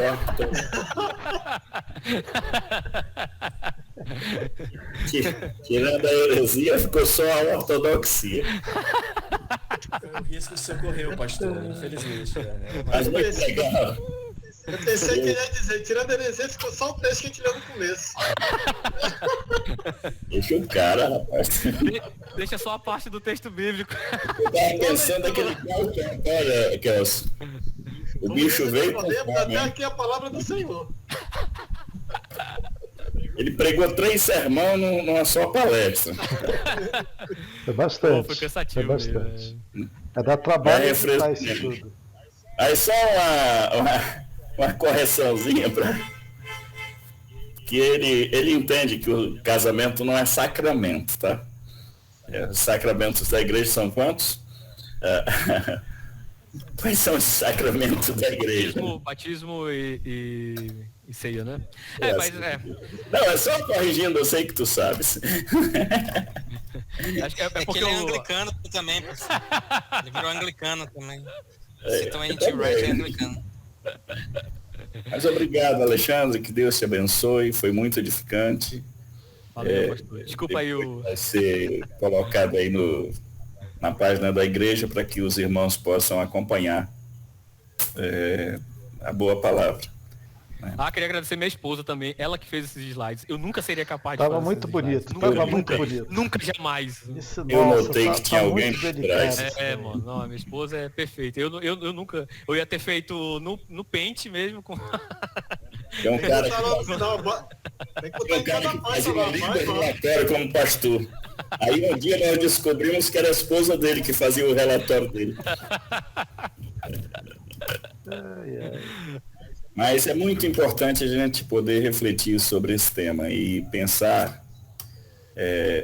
Esses dias eu coloquei no Facebook, né, que eu ainda estou viciado nele, aquele tema crianças devoradas em quartos escuros, né? E crianças e adolescentes, né? Reféns da mídia e sem discernimento para usar de forma positiva, edificante, que venha contribuir para a formação delas. E a culpa é nossa como pais. E aí é um texto bem longo, é aqueles que a gente não recebe curtida, é igual sermão longo, né? O cara olha assim, já é 25 minutos. É um traço, né, dos nossos tempos, é esse mesmo, né, da imediatismo, né? Tudo tem que ser rápido, curto. Mas muito bom perceber essa tua percepção das coisas que somam com o nosso texto. Que Deus te abençoe, fortaleça, abençoe sua família e que te dê muitos filhos. Amém. Né? Para a glória do Senhor. Obrigado, irmão Kelson. Dizer muitos nãos aos filhos, né? Exatamente. Com certeza, com certeza. Obrigado, o Felipe colocou um negócio aqui no chat, aqui, ó. O Felipe colocou alguma coisa aqui no chat. Até às vezes as pessoas perguntam, crente pode fazer tal coisa, crente pode fazer isso. O problema é a gente reduzir, né? A fé cristã a um pode não pode, né? Tipo assim. Felipe, fala logo o que você quer fazer pra gente julgar aqui se pode ou não pode. Pois é. Abração. Um abraço aí, pastor. Gente, tchau. Acho que a gente vai encerrar por aqui. Alexandre, meu querido, muito obrigado. Você falou sobre o estado emocional de Jesus, que um dia você quer falar, tá convidado um dia aí. Dá para nós aqui sobre o estado emocional de Jesus. Só porque você citou aquela parte maravilhosa lá de Nárnia, a primeira piada, eu gostei muito. A imitação da gralha foi muito boa. Eu queria agradecer a todos também que participaram, ao primeiro pastor também do Alexandre que está aqui. Pastor, a gente não vai lhe culpar pelas heresias do Alexandre não, tá? É a heresia dele mesmo. Tá mudo seu microfone, pastor. Tá mudo. E gente, eu queria terminar, será que podem abrir as câmeras para bater a foto final aí? Eu gosto de ter uma fotozinha ali para guardar. Olha ali a autora dos slides, é isso aí, Felipe. Tava bonito demais, tava assim, delicado. Eu disse, cara, tá muito bonito isso, até a fonte tá legal. Tem que ser. Poxa, olha o Edu tá aqui, mano. Edu, mano, tu tá aqui, tu tá em Portugal? Em Portugal, tô no programa assim. Olha aí, que legal. Seja bem-vindo, Eduardo. Muito bom, Deus abençoe. Muito obrigado. Olha ali a Francisca. Alegria. Bem, quem puder abrir, abre, que não, vamos bater a foto do jeito que tá aí. Vamos lá, vai. Felipe, abre a câmera com os teus olhos verdes. É que ele está fazendo aquilo que ele queria perguntar se podia ou não. Lá vai. Sorrisos bonitos, todos bonitos aí mesmo. Lá vai. Oi. O cabelo tá bem grande. Tá ótimo. Bati já, gente. Seu Deus abençoe a todos nós. Amanhã tem igreja, amanhã tem escola dominical, tem culto. Estaremos ali na casa do Senhor. Um abraço a todos. Amém. Valeu aí, obrigado aí pela paciência, gente. Obrigado. Obrigado, Alexandre. Tchau, Camila. Valeu, professor. Tchau. Tchau, Marcos Fábio, os demais. Renan, os que estiverem conosco. Tchau, boa noite. Tchau. Tchau, pastor João Adriano. Tchau, meu irmão. Deus abençoe. Parabéns aí. Amém. Pô, fiquei feliz de vê-lo por aqui. Que legal. Abraço aí na família, sua esposa, as meninas.